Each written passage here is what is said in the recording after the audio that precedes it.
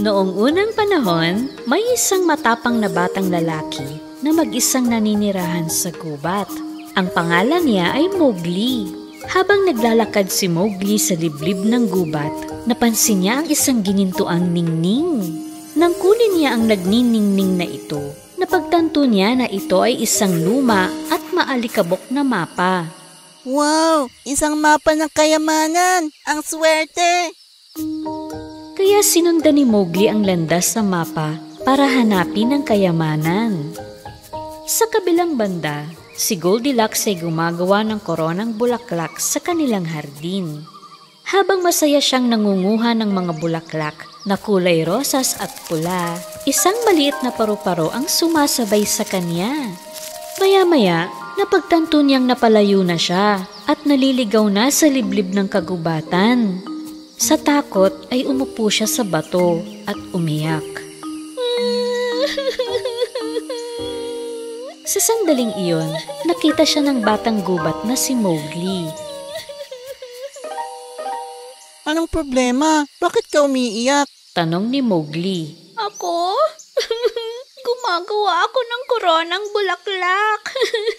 Hindi ko napansin na naliligaw na ako. Pinakalma ni Mowgli si Goldilocks. Lumaki ako sa gubat. Kabisado ko ang kagubatan. Ihahatid kita sa inyo. Sabi niya. Ikinagulat ni Goldilocks na lumaki si Mowgli sa gubat. Ano yung hawak mo?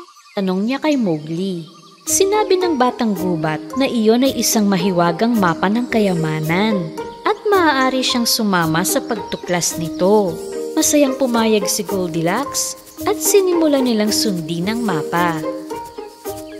Habang daan, narating nila ang isang malalim na ilog. Kaya gumawa si Mowgli ng tulay mula sa mga sanga ng puno at siniguro niyang ligtas ito na daanan ni Goldilocks. Maya-maya, narating nila ang isang kuweba.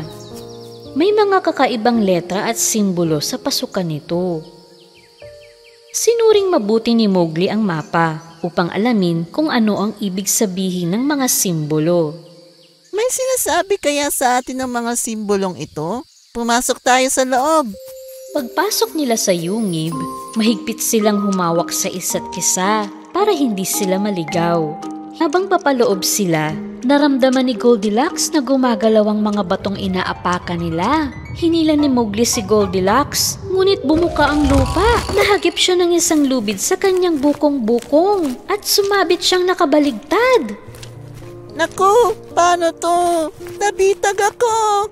Sinuri ni Goldilocks ang dulo ng lubid. Kailangan niyang mapigilan ang pag-ikot ng engranahe. Kumuha siya ng malaking bato at buong lakas niyang pinukpok ang hawakan nito. Nasira iyon, tumigil sa pag-ikot at dahan-dahang lumapag si Mowgli. Nagawa ko, Mowgli! Yehey! Ang galing mo, Goldilocks! Napakatalino mo pala! Nagpatuloy silang pumaloob sa kuweba. Sa wakas, narating nila ang kayamanan sa pinakadulo nito. Naroon ang isang lumang baul. Nang buksan nila ang baul, sa halip ng mga gintong barya, 2 pulseras na magkaugnay ang natagpuan nila. Pinaghiwalay ni Mowgli ang mga pulseras at ibinigay ang isa sa kanyang kaibigan. May nakasulat dito, pagkakaibigan. Ang nakasulat sa akin ay tiwala. Napagtagumpayan ng magkaibigan ng mahirap na pagsubok sa yungib ng may pagkakaisa at nakamit nila ang tunay na kayamanan. Pagkasuot nila ng pulseras, hinatid na ni Mowgli si Goldilocks sa bahay. Ang kanilang pagkakaibigan na nagsimula sa pagtutulungan ay tumagal magpakailanman. Salamat sa pagtitiwala. Isang araw, sa isang maaliwalas na kagubatan, ang batang si Chepi at ang kaibigan niyang si Teddy Bear ay sinusubukang pagalawin ng mga dahon sa lupa sa pamamagitan ng pag-ihip.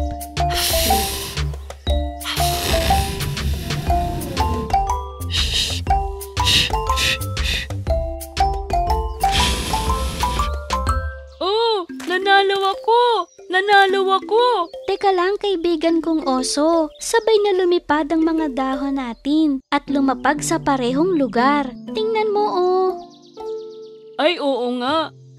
Eh di, Pareho tayong nanalo? Oo, 2-2. Gustong-gustong kasama ni Chepi ang kaibigang oso. Sa tuwing magugutom siya, uuwi siya sa kanyang mga magulang at magkakasama silang kakain ng mga prutas ng kagubatan. Sa loob ng maraming siglo, nanirahan sa kagubatan ng mga ninuno ni Chepi kasama ang mga hayop. Kaya ang mga kapitbahay nila ay isang giraffe at isang leon.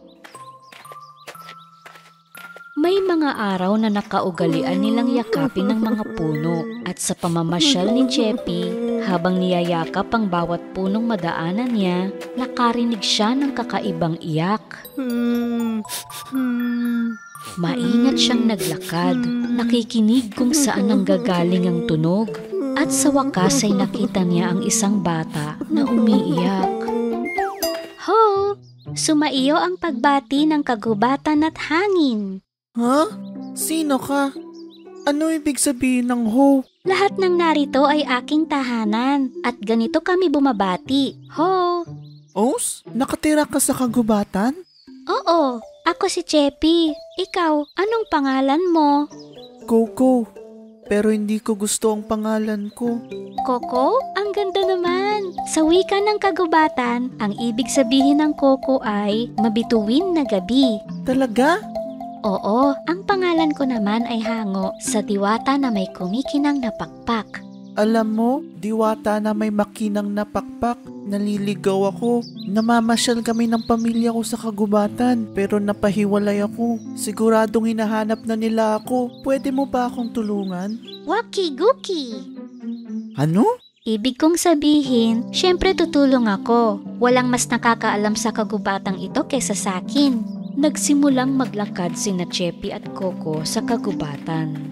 Paano ka nakakalakad ng walang sapatos? Di ba masakit sa paa? Sapatos? Ano yun? Tulad ng suot ko. Tingnan mo. Para hindi ka matinik sa paa. Aha! Paka-paka ang tinutukoy mo. Hindi kami nagsusuot ng paka-paka sa mga araw ng pagyakap sa puno. Dahil ang ating mga paa ay kaibigan ng lupa. Labis na humanga si Coco sa buhay ng kanyang bagong kaibigan. Tulad ni Chepi, yumayakap na rin siya sa mga puno. Pagkaraan ng ilang sandali, isang itim na panther ang lumitaw sa harap nila. Ah! May panther! Tumakbo na tayo! Habang takot na umaakyat si Coco sa puno, napahagik-gik naman si Chepi. Ano pang hinihintay mo, Chepi? Takbo na, baka mahuli ka niya. Kalmadong lumapit si Chepi sa panther at binulungan ito.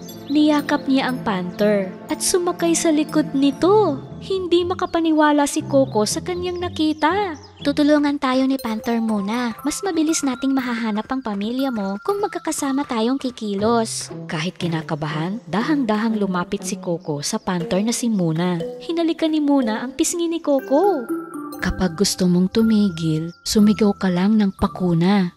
Sakay sina Chepi at Coco. Napakabilis ng takbo ng panther na lahat ng salagubang na madaanan nila ay natatangay ng hangin at napapabaligtad. Maya-maya, nakarinig si Chepi ng himig habang tumatakbo si Panther Muna sa masukal na kagubatan. May narinig akong fay-fay. Magdahan-dahan tayo. Bakuna! Dahang-dahang huminto si Panther Muna. Ano ibig sabihin ng fay-fay? Shh! Himig ang ibig sabihin ng fay-fay sa wikang kagubatan. Habang tahimik na naglalakad sina Chepi at Coco, nakita nila ang isang higanting oso. Yan. Oo, isang oso. Hindi. Yan ay aking harmonika. Harmonika? Ano yun? Yung instrumentong pangmusika na hawak ng oso. Nakakagawa siya ng himig dito. Ibig kong sabihin ay fay-fay. Baka nandito sa paligid ang pamilya ko, Chepi. Lumapit si Chepi sa higanting oso at tinanong kung saan niya nakuha ang harmonika. Sinabi ng oso na napulot niya ito sa papuntang sapa. Puntahan natin ang bati-bati, Coco. Halika na! Ano? Oh, Kailangan mong matutunan ang wika ng kagubatan, Coco. Sumakay uli sina Chepi at Coco kay Panther muna at nagtungo sila sa daan patungo sa sapa, ang tinutukoy na bati-bati. Maya-maya, narinig ni Coco ang sigaw ng mga magulang niya. Tulong! May tao ba dyan? Pakiusap! Tulungan niyo kami! Boses yun ng nanay at tatay ko. Bilisan natin. Sa wakas ay narating nila ang gilid ng maputik na sapa. Naroon nga ang nanay at tatay ni Coco, ngunit lumulubog sila sa kumunoy. Nanay! Tatay! Coco! Naku, Coco! May panther sa likod mo! Huwag ka pong mag-alala. Tutulungan ka namin. Nakita ni Chepi ang isang kaibigang unggoy na nakatingin sa kanila sa itaas ng puno. Ho! Maymay, pwede mo ba akong hagisan ng mahabang mapaya? Humingi siya ng mahaba at matibay na lubid. Anong ibig sabihin ng mapaya? Ibinigay ng unggoy kay Chepi ang pinakamatibay na lubid. Hinawakan ni na Panther muna, Chepi at Coco ang dulo ng lubid at inihagis naman ang kabilang dulo sa magulang ni Coco at pinagtulungan nilang iligtas sila sa kumunoy. Agad-agad na niyakap ni Coco ang kanyang mga magulang. Natakot ako na hindi ko na kayo makikita pa. Masaya si Chepi na makitang magkakasamang muli ang pamilyang ito. Hindi mo ba kami papakilala sa kakaiba mong kaibigan, Coco? Hindi naman siya kakaiba. Siya ay diwata na may kumikinang na pakpak. Pero kaibigan niya ang mga hayop at marunong siya ng wika ng kagubatan. Ikinagagalak ko pong makilala kayo. Sana magkita ulit tayo balang araw. Huwag mo nang kalimutan magsuot ng paka-paka. Sumakay si Chepi kay Panther muna at umalis na. Paalam, Coco! Mabituwing gabi! Habang pauwi si Coco at kanyang pamilya, nasa isip pa rin niya ang mahiwagang kagubatang ito. Pagdating niya sa bahay, pumasok agad siya sa kwarto at sa kanyang mesa, isinulat niya sa kanyang tala-arawan ang mga salitang natutunan niya sa wikang kagubatan. Dahil nauunawaan niya na ang pag-aaral ng ibang wika ay pag-aaral ng ibang buhay. Ho! Noong unang panahon, sa bahay na malapit sa kagubatan, nakatira ang isang batang babae na may ginintuang buhok. Ang pangalan niya ay Goldilocks. Napakaganda ng kanyang kulot na buhok na lahat ng makakita sa kanya ay humahanga. Ngunit sa kabila ng pagiging marikit, siya ay isang malikot at makulit na bata. Sa tuwing lalabas siya para maglaro, pinapaalalahanan siya ng kanyang nanay. Anak, dyan ka lang sa bakuran at huwag kang pupunta sa kakahuyan. Doon sa liblib ng kagubatan, may isang bahay na tinitirhan ng isang pamilya ng oso. Isang tatay na oso na matipuno, isang nanay na oso na katamtaman ng laki, at isang batang oso. Maagang nagigising si Mama Bear upang maghanda ng lugaw. Isang umaga, nagising si Baby Bear na mas maaga kaysa sa dati. Gusto na niyang kainin ang kanyang lugaw pero masyado pa itong mainit. Mama, pwede pa tayong maglakad-lakad muna sa gubat hanggang sa lumamig ang lugaw? Iniwan ni na Mama Bear, Papa Bear at Baby Bear ang kanilang almusal at namasyal muna. Samantala, si Goldilocks ay nasa bakuran habang naghihintay maihanda ng kanyang ina ang agahan. Ngunit naiinip siyang maglarong mag-isa. Gusto niyang malaman kung ano ang meron sa kagubatan. Ano kaya ang mangyayari kung mamamasyal lang ako? Tumingin siya sa paligid. Nang makitang walang tao, tumakbo siya papunta sa kagubatan. Nang mapagod siya, huminto siya at tumingin sa paligid. Ang ganda pala ng kagubatan. Ang mga bulaklak, puno, bakit di ako napunta dito dati? Naglakad pa siya sa liblib ng kagubatan. Samantala, habang naglalakad rin ang pamilyang oso, nakita ni Baby Bear ang isang bahay pukyutan sa puno. Ang laki ng bahay pukyutan! Sigurado akong puno ito ng pulot. Papa, pwede ba tayong kumain ng pulot? Hindi pwede anak. Sa mga bubuyog yan. Tahanan nila ang pukyutan. Hindi tayo pwedeng basta na lang papasok sa bahay ng sinuman at kainin ang pagkain nila. Tama po kayo. Umuwi na lang tayo. Gusto ko nang mag-almusal. Samantala, dahil sa tagal ng paglalakad, napagtanto ni Goldilocks na naliligaw na siya. Sinubukan niyang bumalik, ngunit hindi na niya matandaan ang pinanggalingan niya. Pagod na siya at nagugutom. Halos maluha-luha na siya sa pagod. Lumakad pa siya ng kaunti. At sa dulo ng daan ay natanaw niya ang bahay ng pamilyang oso sa gitna ng kakahuyan. Tahimik na lumapit siya sa bahay. Inikot niya ang paligid nito, ngunit wala siyang makitang tao. Kumatok siya sa pinto, ngunit walang nagbukas. Pagkatapos ay sumilip siya sa bintana. Nakita niya ang 3 mainit na lugaw sa mesa. Bumalik siya sa pintuan at kumatok siya ng mas malakas. Bumukas ang pinto. Tuwang-tuwa si Goldilocks. Tumingin siya sa loob at tumawag. "Tao po!" Nang walang sumagot, pumasok siya. Lumapit siya sa mesa na may 3 mangkok ng lugaw. Isang malaki, isang katamtaman ng laki, at isang maliit. Dahil gutom na siya, gusto niyang kumain mula sa malaking mangkok. Ngunit nang sumubo siya ng isang kutsarang lugaw, napaso ang bibig niya dahil sobrang mainit pa ang lugaw. Tumikim naman siya sa mangkok na nasa gitna, pero ayaw niyang kainin ito dahil masyado namang malamig. Ay, malamig na! At sa huli ay tumikim siya mula sa pinakamaliit na mangkok. Hindi malamig, pero hindi masyadong mainit. Sakto lang sa gusto ko. Kaya kinain niya lahat ang lugaw sa pinakamaliit na mangkok. Nang matapos niya ang agahan at pakiramdam ay busog na siya, nais niyang maupo sa harap ng tsimeneya upang magpahinga sandali. Ang isa sa 3 mga upuan ay malaki, ang isa ay katamtaman ng laki at isang maliit. Una niyang nilapitan ng malaki, pero sa taas ay hindi niya ito maakyat. Sinubukan niya ang nasa gitna, pero matigas naman ang upuan nito. Hindi siya komportable. Sa huli ay naupo siya sa pinakamaliit. Ang isang ito ay komportable at eksakto sa sukat niya. Ngunit nasira ang upuan at bumagsak siya sa sahig. Nagkahiwa-hiwalay ang upuan at hindi alam ni Goldilocks kung ano ang gagawin.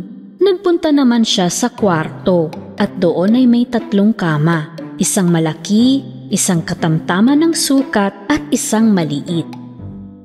Una niyang hinigaan ang malaking kama. Masyadong malaki ito para sa kanya at matigas ang higaan. Ang pangalawa ay medyo malaki lang sa kanya, pero masyado namang malambot. Kaya doon siya humiga sa pangatlo at pinakamaliit na kama. Ang isang ito ay eksakto sa sukat niya at napaka-komportable. Kaya doon nakatulog kaagad si Goldilocks. Habang natutulog si Goldilocks, pauwi na ang pamilyang oso. Si Papa Bear ay may dalang mga kahoy na panggatong. Sariwang prutas naman ang dala ni Mama Bear. At si Baby Bear ay hindi na makapaghintay na kainin ang lugaw niya. Nang makarating sila sa bahay, dumiretso sila sa hapagkainan. May nahalata si Papa Bear sa kanyang mangkok. May tumikim sa aking lugaw. Napatingin tuloy si Mama Bear sa kanyang mangkok. May tumikim din sa lugaw ko. At nang tingnan ni Baby Bear ang kanyang mangkok, napaiyak siya. May tumikim din sa lugaw ko. Pero tila tinikman. Inubos niya lahat.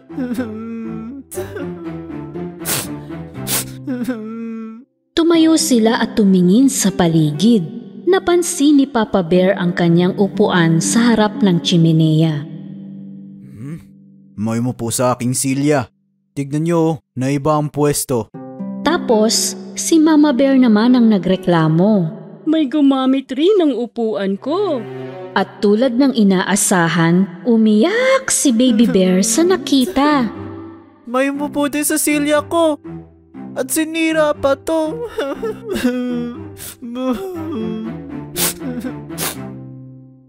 Naisip ng pamilyang oso na tingnan ang kwarto. May umiga sa aking kama. Tignan nyo, nawala sa ayos. May humiga rin sa kama ko.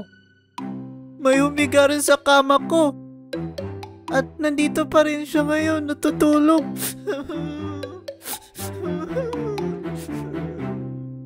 Nilapitan ni Papa Bear ang kama ni Baby Bear at nakita na talagang may natutulog sa maliit na kama. Dahan-dahan niyang inangat ang kumot. Nagulat sila nang makita ang isang batang babae na tulog na tulog. Ha? Anong ginagawa na isang batang babae sa bahay natin? Palisin mo ang batang babae na yun sa kama ko, Papa. Nagising si Goldilocks sa iyak ni Baby Bear. Nagitla siya na 3 oso ang nasa harap niya. Sa takot ay napatakbo siya palabas ng kwarto. Mabilis siyang lumabas ng bahay at tumakbo ng hindi lumilingon. Humihingal na siya sa katatakbo pero hindi siya tumigil. Sa sandaling yun, nakita niya ang kanyang mga magulang na pumunta sa kagubatan para hanapin siya dahil umalis siya ng bahay nang hindi nagpapaalam. Masayang masaya si Goldilocks nang makita sila. Tumakbo siya, niyakap ang kanyang ina. Nanay! Sobrang nag-alala kami. Nasaktan ka ba? Magiging masunuri na po ako. Hindi na ako alis nang hindi nagpapaalam sa inyo. Mahigpit na niyakap ni Goldilocks ang mga magulang. Mula sa araw na yon, tulad ng ipinangako niya, palagi siyang nakikinig sa kanyang ina at hindi na gumagawa ng walang pahintulot. Nanatili siyang isang napakabait na bata.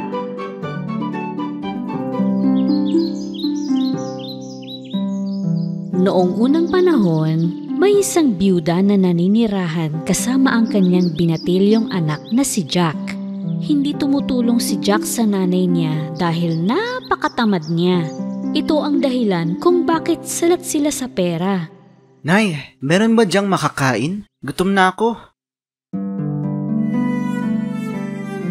Sa bawat araw na lumilipas, pahirap sila ng pahirap hanggang sa dumating sa punto na kailangan nang ibenta ang kanilang baka dahil wala na silang maipakain dito. Inutusan ng nanay si Jack na dalhin ang baka sa palengke at ibenta ito sa pinakamagandang presyo para naman magkaroon sila ng pambili ng pagkain. Habang papunta sa palengke, may nakasalubong si Jack na kakaibang matandang lalaki. Tiningnan ng matanda ang baka at kinausap si Jack. Iho, kung ibibigay mo sa akin ang baka mo, bibigyan kita ng mahihiwagang bagay bilang kapalit. Tuwang-tuwa si Jack nang marinig ito. Inilabas ng matanda mula sa kanyang bulsa ang 5 buto o binhi. Beans? May magic ang mga buto na yan. Siyempre hindi naniwala si Jack nung una. Pero makulit ang matanda. Nakikita kong isa kang matalinong bata. Kunin mo at itanim itong mga mahiwagang binhi. Hindi ka magsisisi. Magtiwala ka sa akin. Napaniwala rin ng matanda si Jack. Kaya binigay niya ang baka bilang kapalit ng mga mahiwagang binhi. Masaya sa kanyang napagbentahan, tumakbo si Jack pauwi. Nay, tignan mo tong nakuha ko. Nang makita si Jack na tumatakbo, akala ng kanyang ina na naibenta ang baka sa malaking halaga. Ngunit nang ipakita sa kanya ni Jack ang mga mahiwagang binhi, ikinagalit ito ng kanyang ina. Inihagis niya ang mga buto sa hardin at pinapasok si Jack sa kanyang silid. Diyan ka lang sa kwarto mo hanggang sasabihin kong pwede ka nang lumabas at hindi ka kakain ng hapunan ngayong gabi. Kinaumagahan, dumungaw si Jack sa labas at hindi siya makapaniwala sa kanyang nakita. Mula sa bintana ng kanyang silid, nakita niya ang isang halaman na mabilis na lumalaki. Hindi ito isang puno o higanting bulaklak. Ito ay isang magic beanstalk. Mula sa bintana, tumalon si Jack sa higanting beanstalk. Nangunyapit siya sa mga dahon at sa mga baging na nakapulupot dito. At inakyat niya ang beanstalk. Pagkaraan ng ilang sandali, narating niya ang isang kakaibang lugar kung saan ang lahat ay talagang malalaki. Nakita niya ang isang landas na puno ng bulaklak at isang napakalaking bahay sa dulo nito. Pinuntahan ni Jack ang bahay at kumatok sa pinto. Pinagbuksan siya ng isang babaeng higante.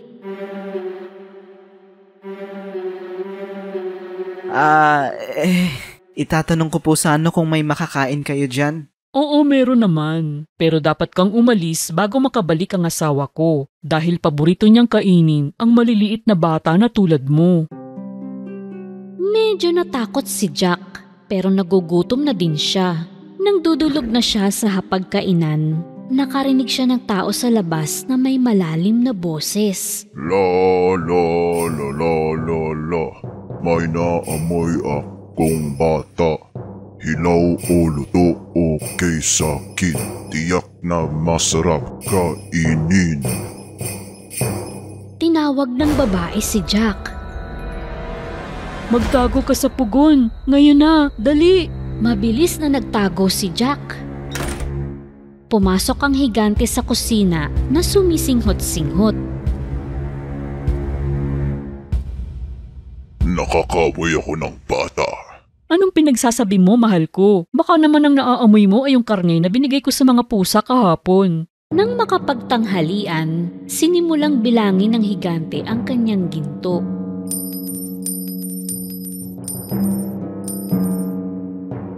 Maya-maya, napagod siya sa pagbibilang ng ginto at nakatulog.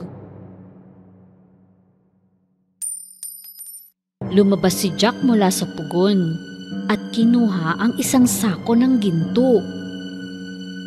Pagbalik niya sa beanstalk, hinulog niya ang sako at bumaba siya sa mga baging ng beanstalk. Pagdating niya sa baba, kinuha niya ang sako ng ginto at agad na umuwi ng bahay. Tuwang-tuwa ang nanay ni Jack nang makita ang ginto. Mula sa araw na yon, hindi na sila maghihirap o magugutom pa. Ngunit makalipas ang ilang buwan, naubos ang lahat ng ginto. Kaya naisipan ni Jack na umakyat uli sa beanstalk at bumalik sa bahay ng mga higante. Ngunit sa pagkakataong ito, ang babaeng higante ay medyo nanghihinala na sa kanya. Hoy, nung huling nandito ka, nawalan kami ng isang supot ng ginto. Pero naawa pa rin siya sa bata, kaya pinapasok niya. Hindi nagtagal, umuwi ang higante. La la la la la la, may naamoy akong bata. Hilaw o luto okay sa akin, tiyak na masarap kainin. Nang marinig ang kanta ng higante, nagtago uli si Jack sa pugon.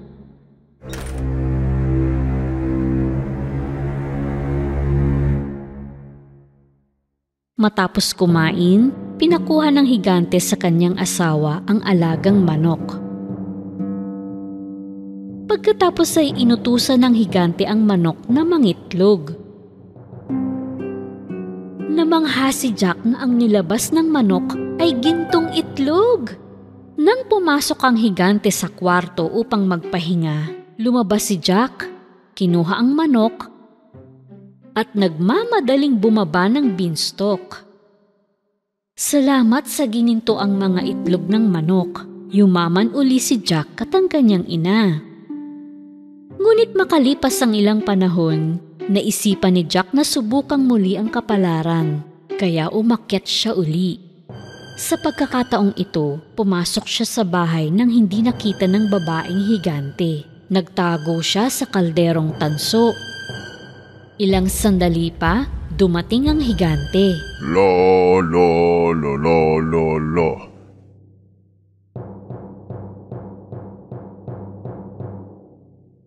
May naamoy akong bata. Hilaw o luto. Okay sa akin. Tiyak na masarap kainin. Ngayon ay nais na ng asawang higante na mahuli si Jack. Kung may bata dito, malamang nandun siya sa pugon. Alam ito ni Jack, kaya syempre, iba ang pinagtaguan niya. Determinado ang mag-asawang higante na makita ang bata. Naghanap sila sa buong bahay, pero hindi nila siya mahanap. Matapos kumain, pinatong ng higante sa mesa ang isang gintong alpa at nag-utos siya ng tugtog. Tumugtog ang alpa ng pampaantok na musika at nakatulog ang higante. Gustong makuha ni Jack ang alpa. Pero upang magawa ito, kailangan niyang umakyat sa tuhod ng higanteng natutulog, tumalon sa mesa at kunin ang alpa. Ngunit may hindi inaasahang nangyari. Tulong! Sumigaw ang alpa. Tumalon si Jack mula sa mesa. Pasa ng alpa sa kanyang likuran. Nagising ang higante at hinabol siya. Nagmamadaling bumaba ng beanstalk si Jack dahil kasunod niya ang higante. Nang malapit na siya sa bahay, tinawag ni Jack ang kanyang ina. Nay, bilis! Kumuha ka ng palakol! Buong lakas na pinagtataga nila ang beanstalk.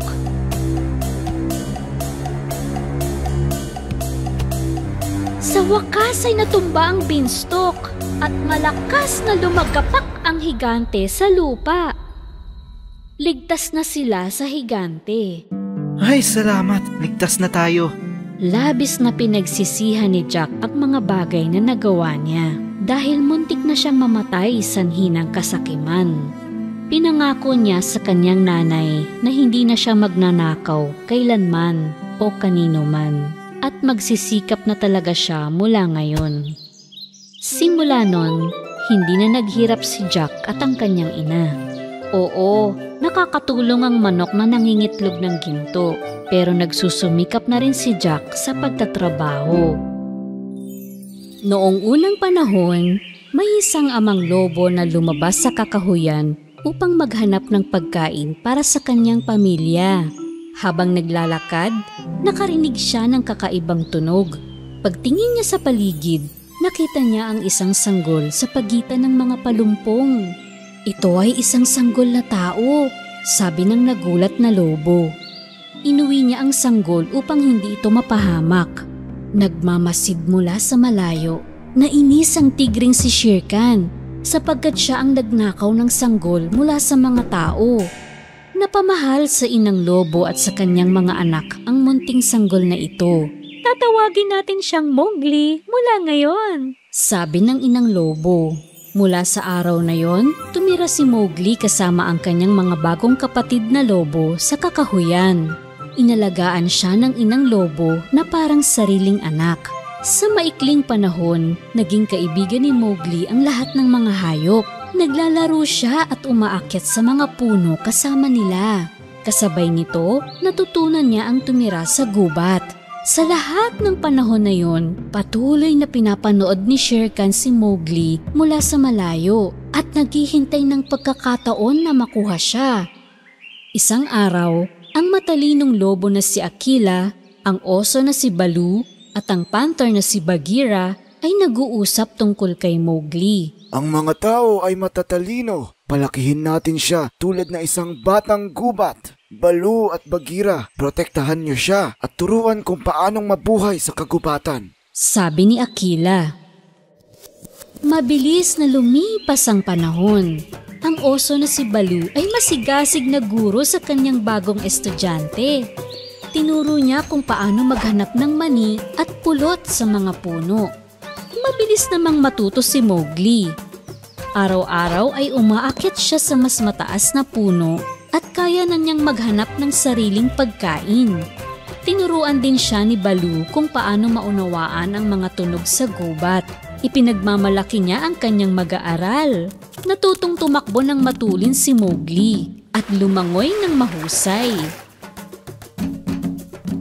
Itinuro naman sa kanya ni Bagheera kung paano makilala ang mga bitag na gawa ng tao upang makahuli ng hayop at kung paano ito maiiwasan. Isang araw, isang batang lobo ang nahuli sa bitag. Gusto ni Shere Khan na gawing tanghalian ang batang lobo na ito. Ngunit bago pa makakilos ang tigre, nasagip ni Mowgli ang batang lobo mula sa bitag. Nabigo na naman si Shere Khan.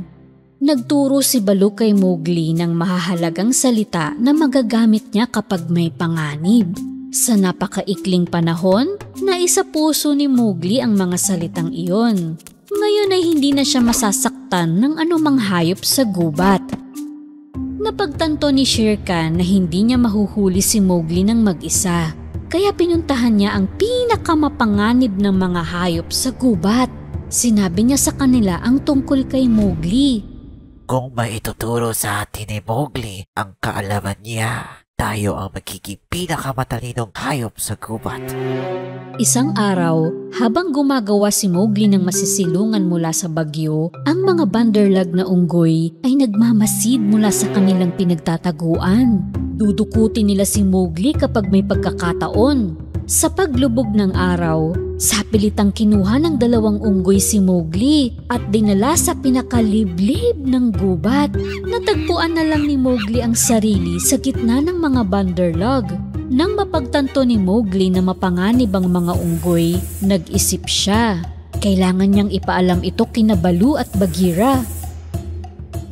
Bigla niyang napansin ang buitre na si Chill na lumilipad sa itaas. Naalala niya ang mga salitang tinuro ni Baloo sa oras ng kapahamakan. Magkadugo tayo, ikaw at ako. Nang marinig ang mga salitang ito, agad na napagtanto ni Chill na si Mowgli ay hindi isang estranghero at nasa panganib ito. Ako si Mowgli. Pwede mo bang sabihin kina Baloo at Bagheera na nakidnap ako? Oo, sige Mowgli, sagot ni Chill at lumipad na upang ihatid ang mensahe sa mga kaibigan ni Mowgli. Dinala ng mga banderlag si Mowgli sa kanilang bayan. Ito ay isang lugar sa gubat na inabandona ng mga tao. Maraming taon na ang nakaraan. Kahit ang kaini Mowgli na tumakas, napakarami ng mga banderlag at nahuhuli rin siya. Nang malaman ni Baloo at Bagheera ang nangyari kay Mowgli, humingi sila ng tulong sa higanting ahas na si Kaa.